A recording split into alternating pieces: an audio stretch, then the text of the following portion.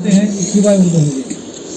تو اللہ تعالیٰ اس آیت کے ذریعے ہمیں یہ حکم دینا چاہتے ہیں کہ اے ایمان والو نماز کو قائم کرو, نیک اعمال کرو, اور جب تمہارے اوپر کوئی مصیبت آ جائے, جب تمہارے اوپر کوئی پریشانی آ جائے, تمہیں اللہ کسی چیز سے آزمائے, موت کو دے کر, رزق کی تنگی دے کر, یا کوئی ایسی آپ کے اوپر تکلیف ڈال کر اللہ رب العزت آپ کو آزمائے, تو آپ اللہ کا شکر ادا کریں, اس پر صبر کریں اللہ تعالیٰ سے. اسی طریقے سے اللہ تعالیٰ قرآن کریم کی ایک آیت کے اندر فرماتے ہیں, بسم اللہ الرحمن الرحیم, اللہ رب العزت فرماتے ہیں کہ ہر انسان کو اللہ تعالیٰ نے وما خلقت الجن والانس الا لیعبدون, کہ ہم نے جن اور انسان جتنی مخلوق پیدا کی ہے, جن اور انسان میں جتنی مخلوق اللہ نے پیدا کی ہے, ہر انسان کو ہم نے ایک مقصد کے تحت پیدا کیا. وہ مقصد کیا ہے؟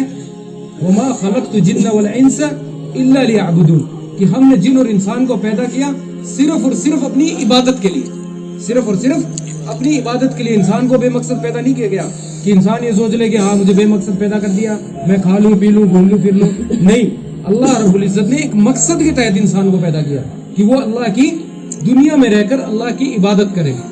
جیسا کہ ہمارے سامنے ابھی رمضان المبارک کا یہ مہینہ مقدس مہینہ چل رہا ہے, جس کے تقریباً 12-13 روزے آج ختم ہو چکے ہیں. تو انسان کو اللہ تبارک و تعالیٰ نے یہ حکم دیا کہ تم رمضان المبارک کے روزے رکھو. کیوں؟ کیونکہ تم تقوی اختیار کرو, اللہ کا خوف اختیار کرو, اللہ کا ڈر اختیار کرو. تو انسان کو اللہ تعالیٰ نے ایک مقصد کے تحت انسان کو پیدا کیا, بے مقصد پیدا نہیں کیا اللہ تعالیٰ نے. اور اسی طرح اللہ تعالیٰ قرآن کی کریم کی ایک آیت کے اندر فرماتے ہیں, بسم اللہ الرحمن الرحیم, المال والبنون زینت الحیات الدنیا, کہ یہ جو مال اور دولت جو دنیا میں انسان کمانے کے لیے بھاگتا ہے, دن رات کرتا ہے, فکر نہیں کرتا کسی چیز کی, نہ کسی کھانے کی فکر ہے, نہ پینے کی فکر ہوتی ہے, بس مال کمایا جائے کیسے بھی. المال والبنون, جو تم کو اللہ تعالیٰ نے اولاد دی ہے, جس پر تم فخر کرتے ہو. آج کسی کے یہاں 3 بیٹے ہیں 4 بیٹے, وہ فخر کرتا ہے کہ میرے پاس بیٹے ہیں. نہیں, اللہ کہتے ہیں کہ ہم نے تمہارے لیے صرف ایک زینت دنیا میں اختیار کی. المال والبنون زینت الحیات الدنیا, یہ تمہارے لیے زینت ہے صرف دنیا کی, صرف دنیا کی. لیکن اللہ کے یہاں جو تمہارے لیے باقی ہے, عند خیر ربی, وہ تمہارے لیے اجر و ثواب کی چیز ہے. جو تمہارے اعمال جو تم دنیا میں کرتے ہو وہ تمہارے یہاں کامیاب چیز ہوگی. تو انسان کو یہ سوچنا چاہیے, یہ فکر کرنی چاہیے, وہ کسی بھی حال میں, موت زندگی کا مرحلہ ہو, یا انسان کے اندر کوئی رزق کی تنگی ہو, یا کسی پریشانی میں مبتلا ہو, تو انسان کو یہ سوچنا چاہیے کہ میں سب سے پہلے اللہ تعالیٰ کے سامنے نماز پڑھ کر اللہ کروں. وَاسْتَعِينُوا بِالصَّبْرِ وَالصَّلَاةِ, کہ نماز کے ذریعے اور صبر کے ذریعے اللہ کی مدد کو حاصل کیا جائے. انسان نماز نہیں پڑھتا ہے, انسان روزے نہیں رکھتا ہے, اس کو دنیا کی کوئی فکر نہیں ہے, وہ دین کی فکر ہے. صرف اس کو فکر ہے کہ کہیں یہ میرا مال میرا کم نہ ہو جائے, یہ پیسے جو میں نے جمع کیے ہوئے اس میں سے کوئی ختم نہ ہو جائے. اور وہ اس جد و جہد میں رہتا ہے, رات دن جو محنت اس کی ہوتی ہے کہ بس مجھے یہ پیسہ کمانا ہے. تو میرے بھائیوں, اللہ تعالیٰ نے مقصد بتایا انسان کو. وہ مقصد جب انسان پورا اس دنیا سے کر کے جائے گا تو انسان کو کیا ملے گا؟ آخرت. آخرت کے اندر وہ جنت کے باغات, وہ نہریں, وہ شراب جس میں انسان کو پینے کے بعد میں انسان بہکے گا نہیں, نشے میں نہیں رہے گا, بلکہ اس میں وہ خوش ہوئے گا. تو میرے بھائیوں, مقصد انسان کو یہ سمجھنا چاہیے. ہم ہمارے وقت کو فضول ضائع کر لیتے ہیں, ادھر بیٹھ کے ادھر بیٹھ کے 2 باتیں کر کے, دنیا بھی باتیں کر کے.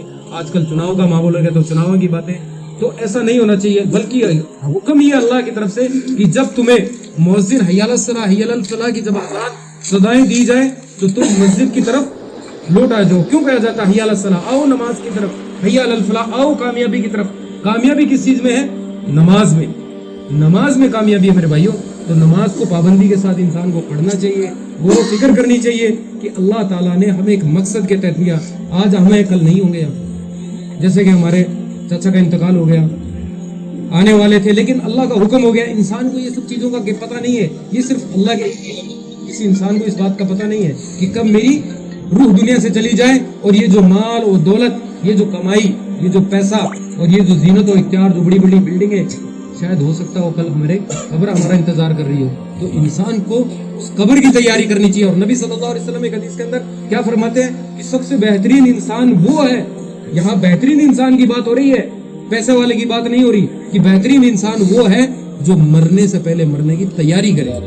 مرنے سے پہلے مرنے کی تیاری کرے. مرنے کی تیاری یہ نہیں ہے کہ فضول بیٹھ کر ٹائم پاس کیا جائے, فضول بیٹھ کر کسی سے بات کی جائے, تو میرے بھائیوں مقصد کرنے کا ہے وہ یہی ہے، ہمارے جو وقت ہے آج اس کو غنیمت، رمضان المبارک کا مہینہ ہے، نمازیں پڑھے، تراویح پڑھے، دعائیں کرے۔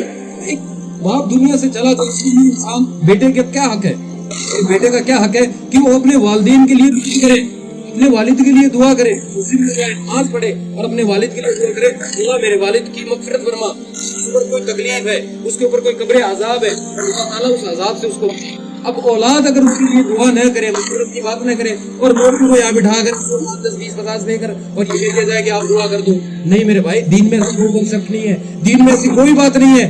آپ سب سے پہلے ذمہ دار آپ ہو، آپ اہل عیال ہو، بیٹھ کر ان کے لیے دعا کرو، مغفرت کی دعا کرو، ان کے بچوں کا خیال کرو، ان کے بچوں کی تربیت کرو، اور جس طریقے سے اللہ کے صلی اللہ علیہ وسلم نے صدقہ ظاہری کا طریقہ جو بتایا ہے، صدقہ ظاہری کا جو طریقہ بتایا ہے وہ دو طریقے بتائے ہیں۔ جب انسان کی میت ہو جاتی ہے اور جب وہ دنیا سے چلا جاتا ہے، اس کے نام اعمال پڑھنے کو اللہ تعالیٰ بند کرتے ہیں۔ اب اس کے نام اعمال میں ہم اضافہ نہیں کر سکتے، دنیا میں جو عمل کیا ہے وہی اس کے کام آنا ہے۔ جس طریقے سے اللہ کے نبی صلی اللہ علیہ وسلم نے بتایا کہ انسان کی میت کے بعد میں سب سے پہلی چیز جو وہ دنیا میں نیک کام کر کے گیا ہو، جو وہ دنیا میں نیک کام کر کے گیا ہو، اگر اس نے کسی ایک انسان کو حافظ بنایا، کسی ایک انسان کو نماز کی دعوت دی، اس کو بتایا کہ تم نماز پڑھا کرو، خود بھی پابند ہو، خود بھی نماز پڑھتا ہو اور دوسرے بھائی کو بھی نماز کی پابندی کرتا رہو، تو انشاءاللہ جب تک وہ بندہ نماز پڑھتا رہے گا انشاءاللہ اس کے لیے جاریہ ہے۔ دوسری بات، اس کی نیک اولاد، اس کی نیک اولاد، اگر کوئی شخص اپنی نیک اولاد دنیا میں چھوڑ کے جائے، بیٹا حافظ ہو، عالم ہو، قاری ہو یا دیندار ہو، میں یہ نہیں کہتا کہ سب کے بچے عالم حافظ بنے، لیکن اگر دیندار بھی ہو، اگر وہ بچہ 5 وقت کی نماز کو پابندی کے ساتھ پڑھ رہا ہے اور اس کے والدین نے اس کو یہ حکم دیا، تو انشاءاللہ جب تک اس کا بچہ یہ نماز پڑھتا رہے گا، جب تک اس کا بیٹا قرآن پڑھتا رہے گا، جب تک بیٹا اس کے لیے دعا کرتے رہے گا، انشاءاللہ اس کے کھاتے میں یہ سب چیزیں جاتی رہیں گی، کیونکہ اس نے اپنے بیٹے کو دنیا میں تعلیم دی ہے، اپنے بیٹے کو سمجھایا ہے، بتایا ہے کہ بیٹا نماز یہ ہے، دین یہ ہے، قرآن یہ ہے، حدیث یہ ہے۔ اور تیسری چیز اللہ کے نبی صلی اللہ علیہ وسلم نے فرمایا اس کا علم، جو وہ دنیا میں علم چھوڑ کے گئے، جو وہ دنیا میں علم چھوڑ کے گئے، کوئی بھی اچھی چیز بتا کے گیا، جب تک لوگ اس اچھی بات پر عمل کرتے رہیں گے، جب تک لوگ اس پر عمل اچھی طرح کرتے رہیں گے، انشاءاللہ اس کا اجر و ثواب ملے گا۔ اور ایک صحابی رسول کا قول آتا ہے کہ ایک صحابی رسول نے اپنے والدین کے لیے، اپنے والدین کی مغفرت کے لیے، ان کے صدقہ جاریہ کے لیے ایک کنواں کھدوایا اور اس کنویں میں لوگوں کو پانی پینے کے لیے حکم دیا کہ پانی اس سے کنویں سے فائدہ اٹھاؤ دو۔ تو جب تک اس کی نیک اولاد یا وہ خود ہو یا جو بھی اس کے رشتہ دار ہو، انشاءاللہ اس کے لیے یہ سب چیزیں صدقہ جاریہ کرتے رہیں گے، انشاءاللہ اس کو